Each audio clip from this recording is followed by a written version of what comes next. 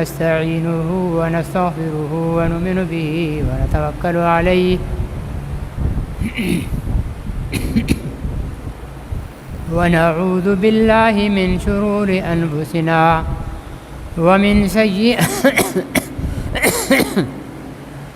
ومن سيئات أعمالنا من يهده الله فلا مضل له ومن يضلله فلا هادي له ونشهد أن لا إله إلا الله وحده لا شريك له ونشهد أن سيدنا وسندنا وحبيبنا ونبينا ومولانا ومأوانا وملجانا محمدا عبده ورسوله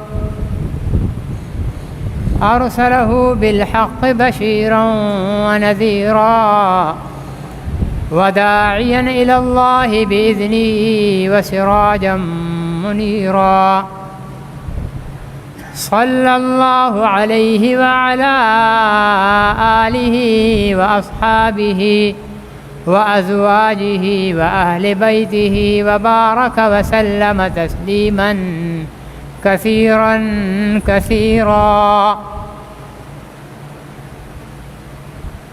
أما بعد فأعوذ بالله من الشيطان الرجيم بسم الله الرحمن الرحيم إنا أعطيناك الكوثر فصل لربك وانحر إن شانئك هو الأبتر صدق الله العظيم وبلغنا رسوله النبي الكريم ونحن على ذلك لمن الشاهدين والشاكرين والحمد لله رب العالمين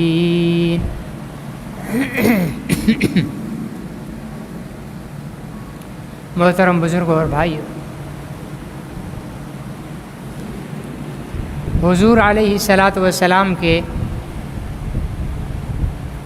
صاحب زادگان کا جب انتقال ہوا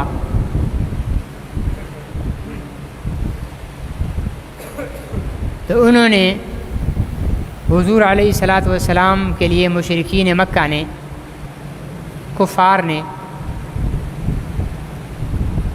یہ کہا کہ محمد معاذ اللہ بے نسلیں ہیں، اب ان کی نسل آگے نہیں چلے گی۔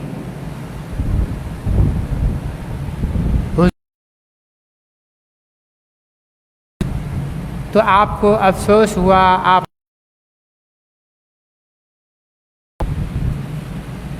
چنانچہ اللہ رب العزت نے آپ کی تسلی کے لیے، آپ کی دل جوئی کے لیے یہ چھوٹی سی آیت سورت نازل فرمائی، جو 3 آیات پر مشتمل ہے اور قرآن پاک کی سب سے چھوٹی سورت ہے، سورۃ الکوثر۔ فرمائے کہ انا اعطیناک الکوثر، آپ کو ہم نے کوثر عطا کیا، یعنی حوض کوثر، جس پر آپ اپنی امت کو پانی بھر بھر کر پلائیں گے کوثر کا۔ یہ جنت کا پانی ہے، اور جو ایک گھونٹ جس کو میسر آ جائے پھر 50,000 سال کے طویل ترین دن کے اندر پھر اسے پیاس نہیں لگے گی۔ آگے فرمایا کہ فصل لربک وانحر، آپ اپنے رب کے لیے نماز پڑھیے اور قربانی کیجیے۔ باقی یہ جو آپ کو کہہ رہے ہیں کہ بے نسلیں ہیں، ان شانئک هو الابتر، آپ کے دشمن وہ بے نسلیں ہیں۔ چنانچہ حضور علیہ الصلاۃ والسلام کو تنگ کرنے والے آپ کے دشمن، آپ کے گستاخ، ان کی نسل آگے نہیں چل سکی۔ ابو لہب، ابو جہل، عتبہ شیبہ امیہ ابن خلف، یہ لوگ وہ بدبخت تھے جنہوں نے حضور علیہ الصلاۃ والسلام کو ایذا رسانی کا کام کیا، تکلیفیں دی، مخالفتیں کی۔ آج دنیا میں صدیقی تو ملیں گے، فاروقی بھی ملیں گے، عثمانی بھی ملیں گے، علوی بھی ملیں گے،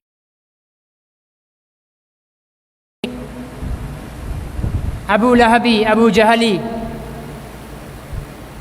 عتبی، شیبوی، امیہ ابن خلفی، یہ نہیں ملیں گے آپ کہیں بھی۔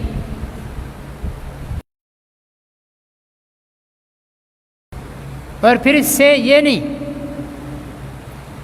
بلکہ جس نے حضور علیہ الصلاۃ والسلام کی اہانت کی، توہین کی، آپ کی ختم نبوت پر ڈاکہ ڈالا، اللہ تعالیٰ نے انہیں بے نسلہ کر دیا۔ اگر ان کی اولاد ہے بھی صحیح، تب بھی اہل ایمان ان سے اور ان کی نسلوں سے نفرت کرتے ہیں۔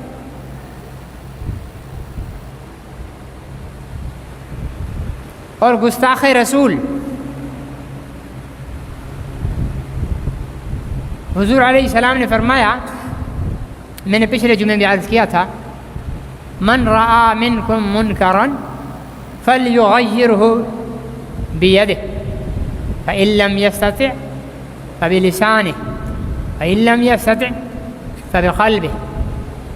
جو آدمی کوئی گناہ کی چیز دیکھے، ناجائز چیز دیکھے، منکر دیکھے، اسے اپنے ہاتھ سے روکے۔ اگر ہاتھ سے روکنے کی طاقت نہیں تو زبان سے اس کے خلاف آواز بلند کرے۔ اگر یہ بھی طاقت نہیں تو دل سے اس کے خلاف نفرت اور بیزاری دل سے اس سے کرے۔ یہ تین، اس کا مطلب یہ۔ پھر منکر تو بہت ساری ہے ناگوار۔ سب سے بڑا منکر، سب سے بڑا گناہ دنیا کا بے نمازی ہونا نہیں ہے، مشرک ہونا بھی نہیں ہے۔ مشرک بہت بڑا گناہ گار ہے، جہنمی ہے،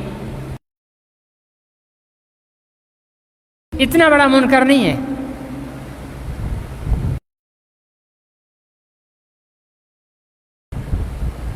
توہین رسالت ہے، ختم نبوت کا انکار ہے۔ کیوں؟ اس لیے کہ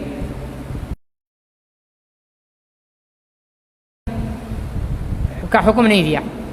مشرک اپنے مذہب پہ عمل کرنے دو، تمہارے ساتھ چھیڑ خانی نہیں کرتا، تم سے نہیں لڑتا، تم بھی نہیں لڑو، یہودی سے بھی نہیں لڑو۔ قرآن میں فرمایا لَتَجِدُ أَشَدَّ النَّاسَ عَدَاوَةً لِلَّذِينَ آمَنُوا الْيَهُودَ وَالَّذِينَ أَشْرَكُوا۔ سب سے بدترین آپ کے دشمنی کے اعتبار سے سب سے بدترین آپ کے کون ہے؟ لَتَجِدَنَّ أَشَدَّ النَّاسِ، لوگوں میں سے سب سے زیادہ آمنوا الْيَهُودَ وَالَّذِينَ أَشْرَكُوا، ایک یہودی اور دوسرا مشرک۔ لیکن اس یہودی اور مشرک کو بھی زندہ رہنے کا حق اللہ نے دیا ہے۔ بلا وجہ یہودی سے نہیں لڑو گے، ہاں تم سے لڑے پھر لڑو، مشرک سے بھی نہیں لڑو گے، ہاں تم سے لڑے پھر لڑو، ہیں بدترین دشمن، لیکن ان کو بھی رہنے کا حق دیا۔ لیکن گستاخ رسول اور ختم نبوت کے منکر کو رہنے کا حق نہیں دیا۔ مطلب جس کو مارنے کا حق ہے اور جس کو جینے کا حق ہے، ان میں سے وہ بدتر ہے نا، وہ سخت ہے جس کو مارنے کا حکم ہے۔ اگر یہودی اور مشرک زیادہ خطرناک ہوتے ختم نبوت کے منکر اور توہین رسالت کرنے والے سے، تو اللہ تعالیٰ یہودی اور مشرک کو قتل کرنے کا حکم دیتے نہیں دیا، بلکہ ان کو زندہ رہنے کا حق دیا، انہیں حقوق دیے ہیں۔ آپ کے ملک میں ہندو، یہودی، عیسائی اگر رہتے ہیں اور وہ اسلام کے ساتھ چھیڑ چھاڑ نہیں کرتے ہیں، اسلام کا ادب اور احترام کرتے ہیں، تو آپ ان کے ساتھ کاروبار کریں، تجارت کریں، لین دین کریں، پارٹنرشپ کریں، کوئی گناہ نہیں ہے۔ لیکن گستاخ رسول اور ختم نبوت کا منکر اس کے ساتھ تجارت تو دور کی بات ہے، اسے تو زندہ رہنے کا حق نہیں دیا اسلام۔ یہ تو ہماری بدنصیبی ہے کہ 77 سالوں سے ہمارے ملک پر یہود و نصارہ کے ایجنٹ ہیں۔ آزاد حکمران ہمارے ملک میں کوئی آیا ہی نہیں ہے۔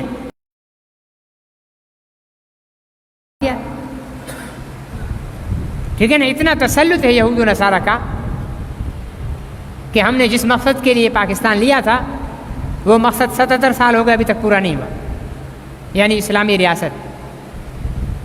نام اسلامی ریاست ہے، ٹھیک ہے نا جی، ہماری عدالتوں میں، ہماری اسمبلی کے پیشانیوں پر، ہماری سرکاری عمارتوں پر بڑا بڑا لکھا ہوتا ہے لا الہ الا اللہ محمد رسول اللہ، بس لکھنے کی حد تک، باقی کام سارے شیطانوں والے، پیروی یہود و نصارہ کی ہے۔ بھیک ہم ان سے مانگتے ہیں، ملک نہیں چلتا تو ہم بھیک مانگنے لگ جاتے ہیں۔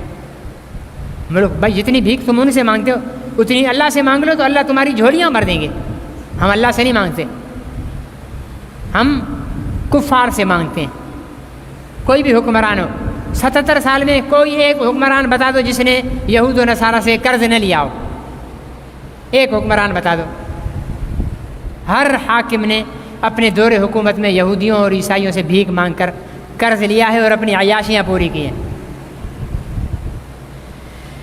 ہمارے نام قرض ہمارے نام پر لیتے ہیں نا، قرض ہمارے نام پر لیتے ہیں، عیاشی خود کرتے ہیں، پھر ٹی وی پر آئیں گے بھائی مبارک ہو ہمارے کو اتنے $1 ملین مل گئے ہیں،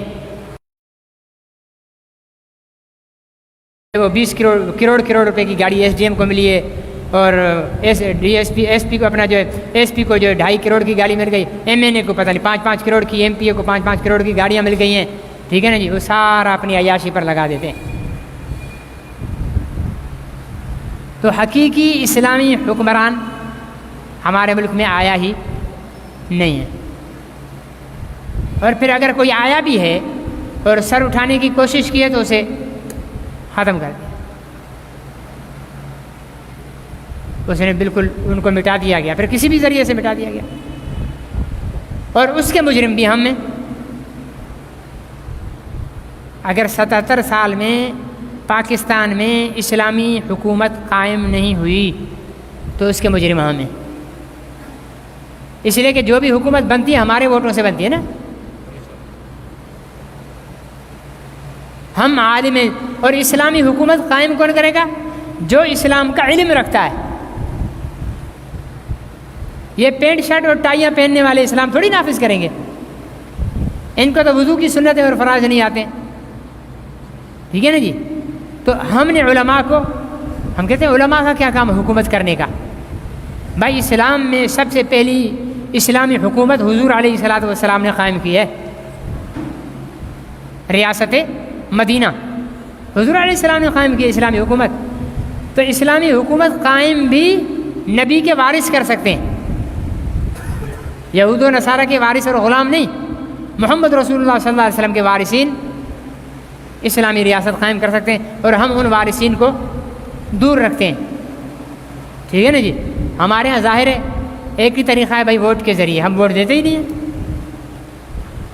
اور اگر دے بھی دیں تو اس سے اوپر ہمارے مائی باپ بیٹھے ہوئے ہیں، وہ ملاوٹ کر کے اور دھاندلیاں کر کے پرچے تبدیل کر کے چلو بھائی جیتے ہوئے کو ہارا دیا، ہارا ہے وہ نیند سے اٹھا کر کہتے ہیں چلو بھائی آپ جیت گئے ہو، جن کو امید ہی نہیں ہوتی کہ ہم جیتیں گے وہ نیند سے اٹھاتے ہیں بھائی اٹھو تم جیت گئے ہو۔ تو ہمارے یہاں تو یہ سسٹم چل رہا ہے، یا تو اللہ کوئی انقلاب کی صورت پیدا کرے، ٹھیک ہے نا، اللہ تعالیٰ کوئی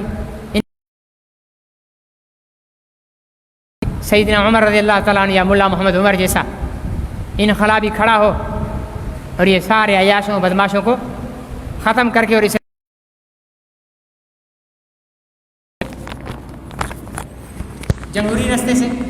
جمہوری رستے سے بظاہر ہمیں اسلام آتا ہوا نظر نہیں آتا۔ 77 سال ہو گئے ہمارے علماء بھی سیاست میں ہیں، تو یہود و نصارہ سے، ہندوؤں سے، سکھوں سے، ہر قسم کے کافر سے لین دین، دنیاوی تعلقات، ٹھیک ہے نا جی. کاروبار کرنا، پارٹنرشپ کرنا، خرید و فروخت کرنا، یہ شرعاً جائز ہے، منع نہیں ہے.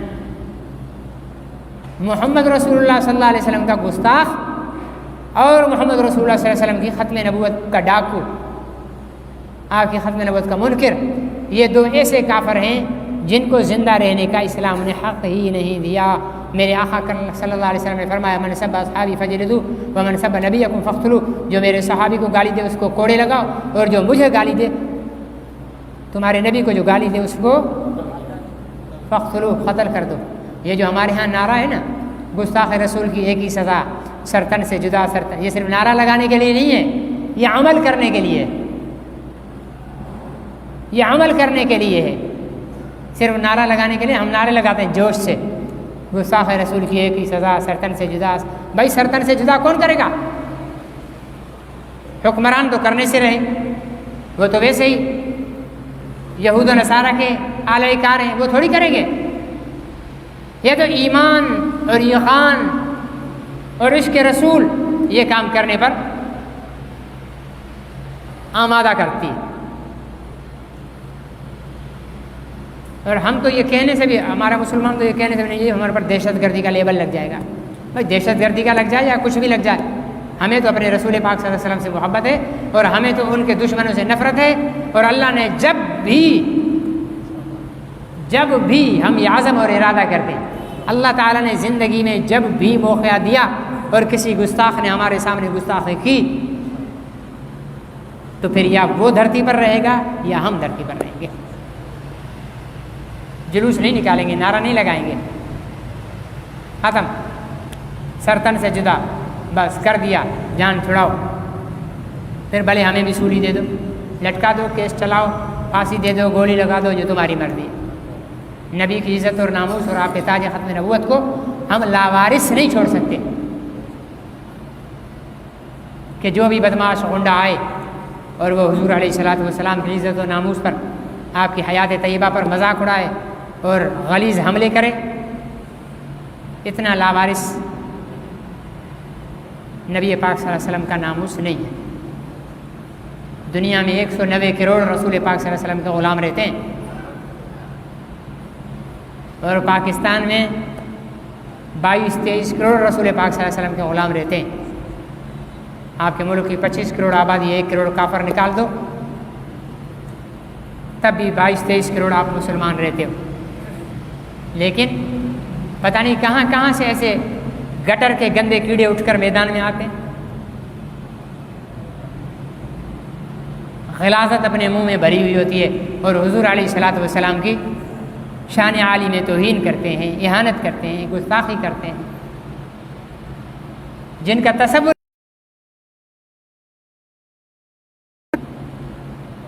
اور کوئی انہیں پکڑنے والا بھی نہیں رہتا. ہماری فوج مانی ہوئی ایجنسی ہے، ٹھیک ہے نا جی. پتہ نہیں کتنی ہماری ایجنسیاں ہیں، ان سے گستاخان رسول کنٹرول نہیں ہو رہے. اس کے لیے حرکت میں آتے ہیں، نبی کے ناموس کے لیے آنا چاہیے، اس لیے کہ پاکستان بعد میں ہے، محمد رسول ایک پاکستان نہیں، کروڑوں پاکستان پیغمبر کے قدموں کی، جوتیوں کی تلوے پہ جو مٹی لگی ہوئی ہے نا، اس مٹی کے ایک ذرے پر کروڑوں پاکستان ہم قربان کر دیں گے. آپ ایک پاکستان کی بات کرتے ہو؟ یہ سارا کرۂ ارض بنا ہی اللہ تعالیٰ نے ان کے لیے، ان کی ذات کے لیے بنایا ہے. وہ وجہ تخلیق کائنات ہیں، جس کے لیے کائنات کو پیدا کیا گیا ہے، وہ وجہ محمد رسول اللہ صلی اللہ علیہ وسلم ہے.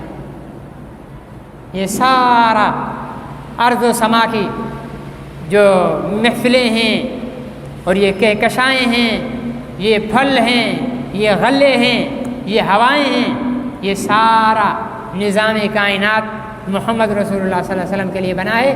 اور یاد رکھو،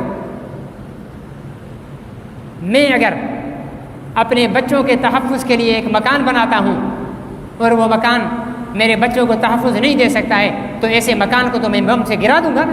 کیا ضرورت ہے اس مکان کی جو میرے بچوں کو تحفظ نہ دے سکے؟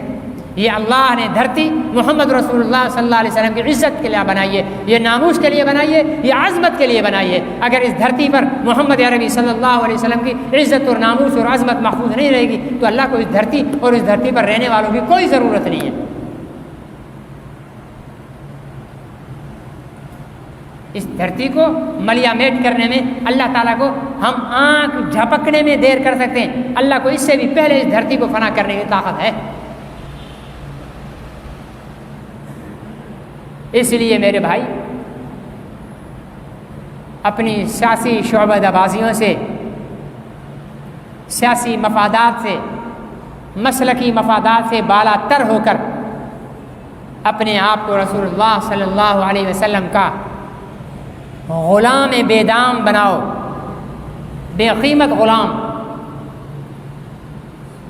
اپنے آپ کو رسول اللہ صلی اللہ علیہ وسلم کا نوکر سمجھو، آپ کی عزت اور ناموس اور آپ کے تاج ختم نبوت کا اپنے آپ کو چوکیدار سمجھو۔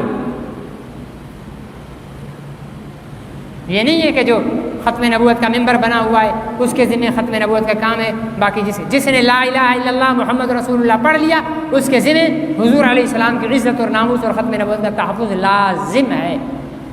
سستی کرے گا کل قیامت کے دن جوتے کھائے گا۔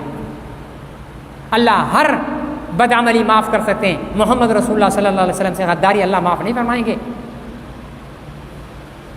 دنیا میں اللہ تعالیٰ دکھاتے ہیں۔ نواز شریف نے لاہور میں قادیانیوں کی عبادت گاہ میں کھڑے ہو کر کہا تھا کہ قادیانی ہمارے بھائی ہیں، پاکستان کا قیمتی سرمایہ ہے۔ 2/3 اکثریت سے اٹھا کر اللہ تعالیٰ نے دربدر کر دیا کہ تم میرے محبوب کے گستاخوں کو اپنا بھائی کہتے ہو، تم پاکستان کے حکمران رہنے کے قابل نہیں ہو۔ اور اس سے بڑی بے بسی کیا ہوگی کہ اس کی پارٹی حکومت کر رہی ہے لیکن وہ وزیر اعظم نہیں بن سکتا۔ اس سے بڑی ذلت کیا ہوگی؟ عمران خان فوج کے کندھوں پر ہاتھ رکھ کے بڑی مضبوط حکومت بنا کر پاکستان پر مسلط ہوا، پھر جب بدترین گستاخ رسول آسیہ ملعونہ کو باعزت باہر بھجوایا۔ میرا اس کے سیاسی ایجنڈے سے کوئی بحث نہیں ہے، میرے اس کے جماعت کے باقی سیاسی مفادات سے کوئی بحث نہیں ہے۔ میری لڑائی صرف اس پر ہے کہ اس بدبخت شخص نے محمد رسول اللہ صلی اللہ علیہ وسلم کی بدترین توہین کرنے والی کو یورپی یونین سے امداد لے کر عدالت سے چھڑوا کر باعزت کینیڈا بھجوا دیا، اور پھر ٹی وی پر بیٹھ کر فخر کر رہا ہے کہ پاکستان کے کسی حکمران نے یہ کام نہیں کیا جو میں نے کیا ہے۔ اللہ تعالیٰ نے پھر دیکھا نا، جو فوج لے کر آئی تھی اسی فوج نے کان سے پکڑ کر باہر نکالا، چماٹ لگا کر، چماٹ کھا کر نکلا۔ یہ فوجی کا چماٹ نہیں تھا، یہ میرے رب کی قدرت کا چماٹ تھا کہ میرے محبوب کی ختم نبوت سے غداری کرو گے، تمہیں اقتدار کی کرسیوں سے اٹھا کر جیل کی کوٹھڑیوں میں ڈال دیں گے۔ مانا ہم کمزور ہیں، بے سہارا نہ سمجھے زمانہ ہمیں، بے سہارا ہے۔ ہم کمزور ہو سکتے ہیں، ہم بے بس ہو سکتے ہیں، ہم عاجز ہو سکتے ہیں، ہم کم ہمت ہو سکتے ہیں۔ میرا رب نہ کمزور ہے، نہ عاجز ہے، نہ بے بس ہے، نہ کم ہمت ہے۔ اس کی ہر قسم کی فوجیں ہیں، وہ ہر وقت جاگنے والا ہے، وہ اپنے محبوب کی عزت اور ناموس پر نظر رکھے ہوئے ہے اور اس پر حملہ کرنے والوں کو ذلیل کر رہا ہے۔ اس لیے اپنے آپ کو اگر ہم ذلت سے بچانا چاہتے ہیں نا،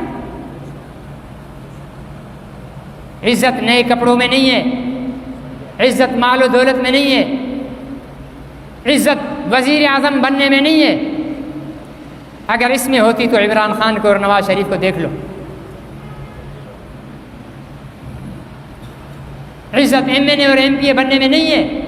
دنیا کا مسلمان کے لیے دنیا میں سب سے بڑا عہدہ محمد رسول اللہ صلی اللہ علیہ وسلم کا غلام ہونا ہے۔ یہ سب سے بڑا عہدہ ہے، یہ سب سے بڑا منصب ہے انسان کے لیے، مسلمان کے لیے۔ جو محمد رسول اللہ صلی اللہ علیہ وسلم کا غلام بن گیا وہ اصل میں بڑی طاقت والا ہے اور قوت والا نہیں ہے، تو پھر ہم مکھی مچھر ہیں۔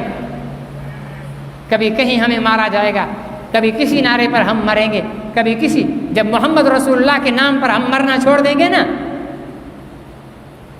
جیسا کہ اب ہم نے چھوڑا ہوا ہے، تو اللہ تعالیٰ کبھی دیوبندیت کے نام پہ مروائے گا، کبھی بریلویت کے نام پہ مروائے گا، کبھی اہل حدیث کے نام پر مروائے گا، کبھی سندھی کے نام پہ مروائے گا، کبھی مہاجر کے نام پر مروائے گا، کبھی پٹھان کے نام پر مروائے گا، کبھی لیگ کے نام پہ مروائے گا، کبھی پی پی کے نام پہ مروائے گا، کبھی پی ٹی آئی کے نام پہ مروائے گا۔ اس لیے میرے بھائی، محمد رسول اللہ کے نام پر مرنے والے بن جاؤ۔ یہ وہ اعزاز اور رتبہ ہے، وہ غازی عامر چیمہ،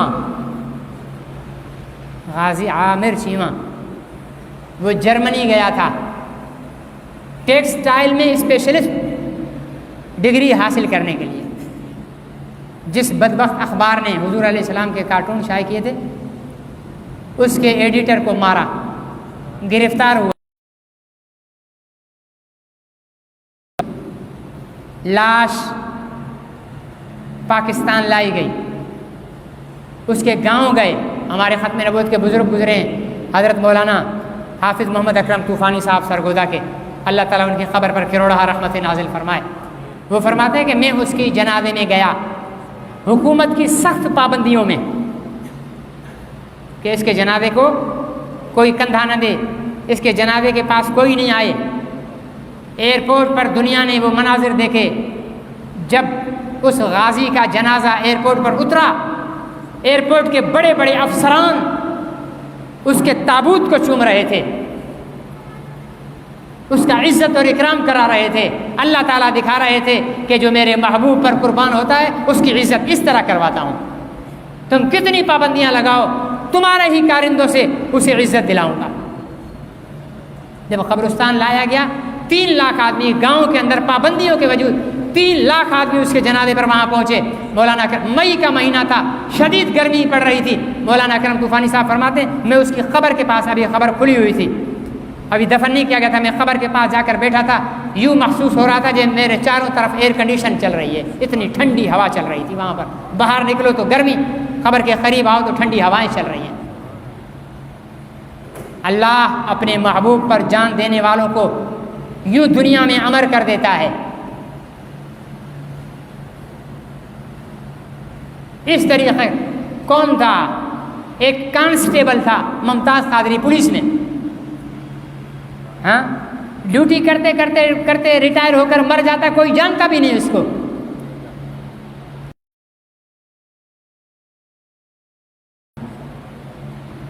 دنیا اس کو سلمان تاثیر کہتی ہے، میں اس کو شیطان بواسیر کہتا ہوں، جس نے رسول اللہ کی گستاخ آسیہ ملعونہ کو تحفظ فراہم کرنے کا اعلان کیا تھا بیٹھ کر، اور ممتاز قادری اسی کی حفاظت کے لیے مقرر تھا۔ اللہ جسے کام لے لے۔ بازار میں لاہور میں خریداری کر رہا تھا، سرکاری گن نکالی، ڈس ڈس ڈس ڈس جہنم میں پہنچا دیا۔ گرفتار ہوئے، مقدمہ چلا، عالمی دباؤ تھا، پھانسی چڑھا گیا۔ اگر کانسٹیبل ہو کر مرتا، ریٹائر ہو کر مرتا، حضور کا جنازہ ہے، ہم یہاں پر حاضری لگوائیں تاکہ یہ جنازے کی شرکت ہماری بخشش اور نجات کا ذریعہ بن جائے۔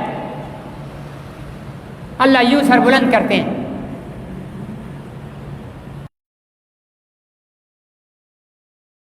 مولوی بوڑھے بہت سارے ہیں، بریلویوں میں بھی، دیوبندیوں میں بھی۔ وہ ایک بریلوی عالم دین اٹھا تھا، ٹانگوں سے معذور،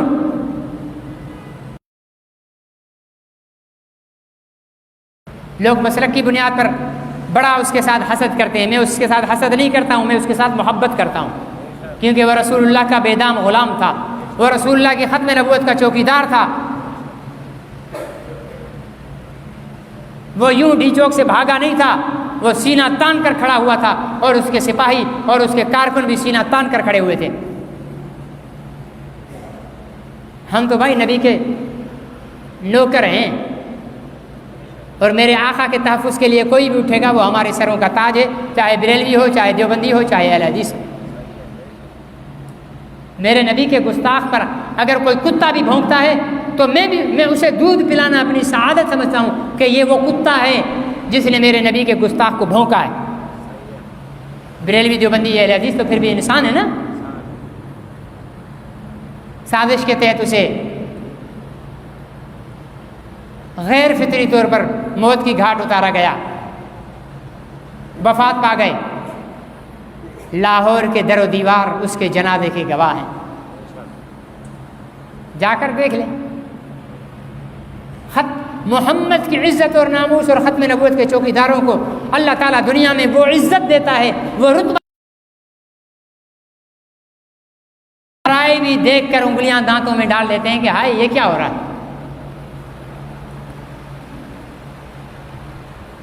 اللہ نے دنیا میں محمد رسول اللہ صلی اللہ علیہ وسلم کو عزتوں، رفعتوں، بلندیوں، شان اور شوکت کا محور اور مرکز بنایا ہے۔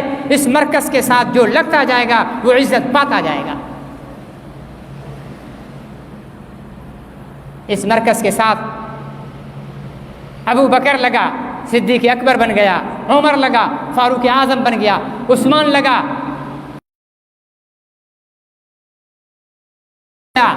علی لگا، حیدر کرار فاتح خیبر شیر خدا بن گیا، حمزہ لگا، اسد اللہ بن گیا، سید الشہداء بن گیا۔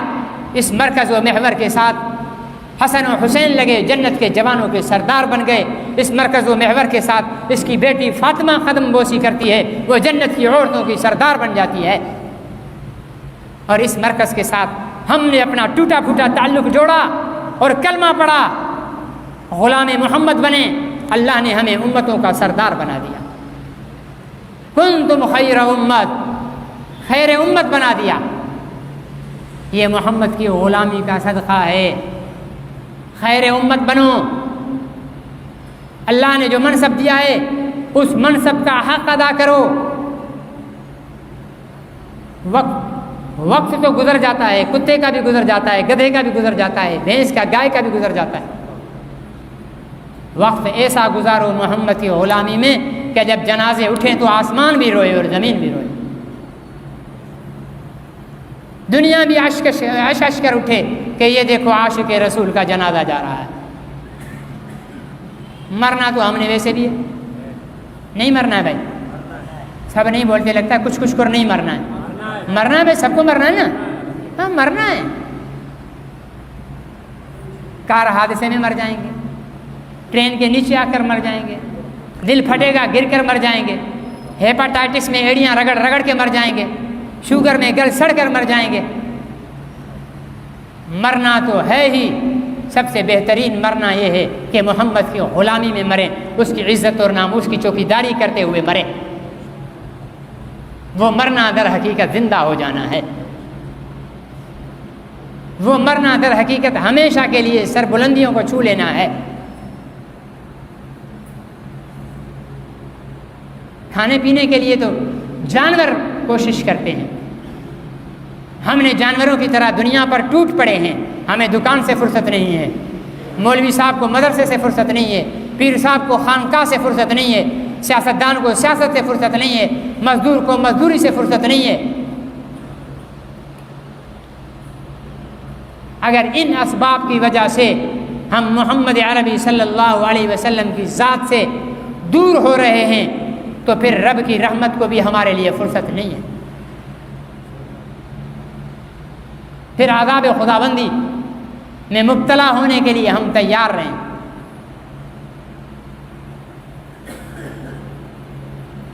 اپنی پہچان غلام محمد کی بناؤ، اور پہچان ایسے نہیں بنے گی، ہیں غلام محمد لیکن شکل کا حلیہ محمد جیسا نہیں ہے، داڑیاں مون کر نالی میں پھینک دی ہیں، نماز کے لیے وقت نہیں ہے، روزہ رکھتے موت آتی ہے،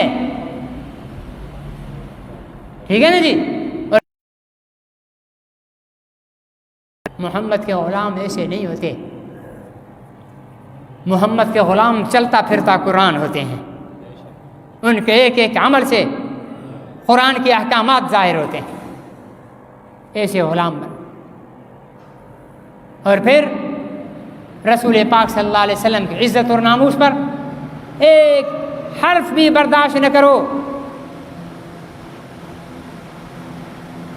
ہر جرم برداشت کر لو، ہر زیادتی برداشت کر لو، لیکن محمد عربی صلی اللہ علیہ وسلم کی ذات پر ایک نقطہ بھی توہین کا برداشت نہیں ہونا چاہیے۔ وہ ٹنڈو آدم کے لیے تو بہت بڑی آزمائش کا وقت آ گیا ہے۔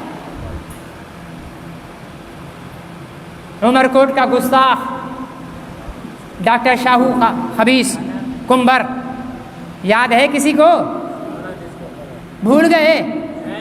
ہم بہت بھولا کڑے ہیں۔ جس بدبخت نے سوشل میڈیا پر محمد عربی صلی اللہ علیہ وسلم کی بدترین توہین کی تھی،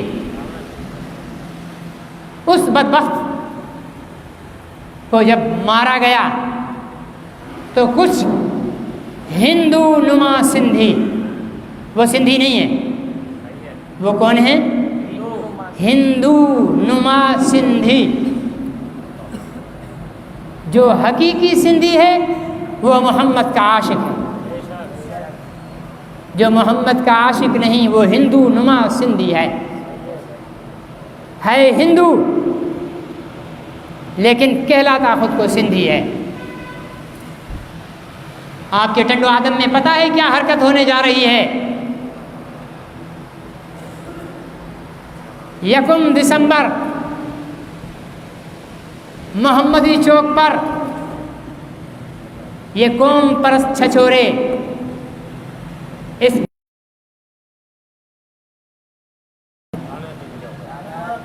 لگانے دے دیں، بیٹھ جائیں چپ کر کے، مسجدیں میں مصلے بچھا لیں، تسبیح ہاتھ میں پکڑ لیں، انشاءاللہ کوئی ساتھ دے نہ دے، راشد مدنی کی رگوں میں جب تک حمادی کا خون ہے اس کیمپ کو نہیں لگنے دیا جائے گا۔ روکیں گے، ہمیں جان دینی پڑی تو جان دے دیں گے، محمد کی غلامی میں ہم سودے بازی نہیں برداشت کر سکتے۔ تم لگا کر تو دیکھو، اگر تمہاری لاشیں نہ جائیں تو میرا نام بدل دینا۔ تم ٹنڈو آدم میں ایک گستاخ رسول کے نام پر کیمپ لگاؤ گے؟ کہاں ہے ٹنڈو آدم کا SHO؟ کہاں اور کہاں ہے ڈپٹی کمشنر سانگڑ کا؟ اگر ٹنڈو آدم کے ضلع سانگڑ کے سرزمین پر خون ریزی کا راستہ روک سکتے ہو تو روک لو، سر تن سے جدا کر دیں گے۔ چوڑیاں نہیں پہنی ہوئی، بزدلی کی زندگی کا درس ہمیں ہمارے بڑوں نے نہیں دیا۔ میں SHO سے، DSP سے، SP سانگڑ، DC سانگڑ سے مطالبہ کرتا ہوں، روکیں نہ روکیں، چھوڑ دیں۔ اور اشتہار کا ہیڈنگ کیا دی ہے؟ شہید ڈاکٹر شاہ نواز کمبھر۔ آہستہ ڈالتے ہو لعنت، ڈرتے ہو؟ ارے کافر بھی شہید نہیں کہلاتا، یہ گستاخ رسول ہے۔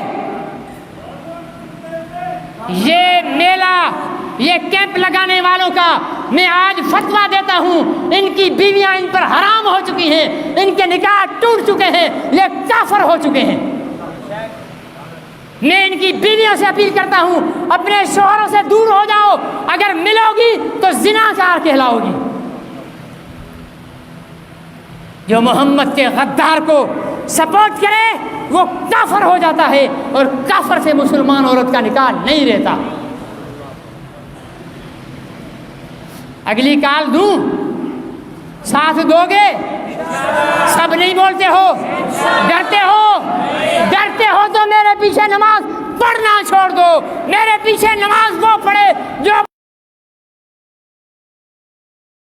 بیچ دے۔ کل ظہر کے بعد یہاں پر میٹنگ ہوگی، مشورہ ہوگا، اور اگر ضرورت پڑی تو تمام جماعتوں کی قیادت میں ہم پولیس اسٹیشن پر دھرنا دیں گے، انتظامیہ کو مجبور کریں گے کہ ان کو روکو، ان کو روکو۔ ہم کسی گستاخ کے لیے کوئی کیمپ لگانے نہیں دیں گے۔ تم سندھی ٹوپی کا کیمپ لگاؤ، بھلے لگاؤ، تم سندھی اجرک کا کیمپ لگاؤ، بھلے لگاؤ، لیکن اس ٹوپی اور اجرک کی آڑ میں محمد کے گستاخ کو اگر تم سپورٹ کرو گے تو پھر محمدی چوک سے زندہ نہیں جاؤ گے۔ آ کر دکھاؤ، میں بھی محمد کے غلاموں کو بیدار کرتا ہوں، تم بھی تم بھر کتے کے چاہنے والوں کو لاؤ، پھر میلہ لگے گا، میدان سجے گا، لڑائی ہوگی، خاتمے پر لڑائی کے دیکھا جائے گا کہ محمد کے غلام جیتے ہیں یا محمد کے غدار جیتے ہیں۔ کل آؤ گے انشاءاللہ؟ یہ انشاءاللہ ٹالا واری ہے، مجاہدوں والی ہے۔ کل ظہر کی نماز یہاں پڑھنی ہے، ہر صورت میں پڑھنی ہے، سر سے کفن باندھ کر آنا ہے، اور یہ ارادہ کر کے آنا ہے کہ یا گستاخوں کے کیمپ کو روکا جائے گا یا ہم انشاءاللہ ہماری جان جانے کا وہ وقت گیا جب ہم کہتے تھے ہمیں محمد کے نام پہ مار دو۔ اب وقت آ گیا ہے کہ محمد کے گستاخوں کو ماریں گے، چن چن کے ماریں گے۔ گستاخ رسول کی ایک سزا سر تن سے جدا کا عملی۔ تمہاری اوقات کیا ہے؟ چڑھو، دلو، بے غیرتو، ابلیس کی نسلو، تم محمد کے گستاخ کو، وہ بھی محمدی چوک پر، وہ بھی ٹنڈو آدم میں، آؤ تو صحیح۔ اگر انتظامیہ نے نہیں مانا یا ڈر جاؤ گے یا نعرے لگاتے رہو گے، اب تو محمد کی غلامی کے لیے قانون جوتے کی نوک پر ہوگا۔ تیاری کر لو، کل ظہر یہاں پڑھنی ہے۔ میرے تمام مذہبی، سیاسی، تاجر تنظیمیں، وکیلوں کو کال کر دی ہے، کل یہاں آئیں گے، بیٹھیں گے، مشورہ ہوگا، انتظامیہ سے مطالبہ کریں گے، تھانے چلیں گے۔ اگر نہیں روکا تو ہم روکیں گے۔ کون کون روکے گا؟ اللہ مجھے اور آپ کو عمل کی توفیق عطا فرمائے۔ شاعر نے صحیح کہا ہے، اب اس شاعر کے شعر پر عمل کرو۔ اگر جنت میں جانے کا ارادہ ہو تمامی کا، تو گلے میں توق ڈال لے محمد کی غلامی کا، محمد کی غلامی کا توق ڈال کر کل یہاں پہنچو۔ اللہ مجھے اور آپ کو عمل کی توفیق عطا فرمائے۔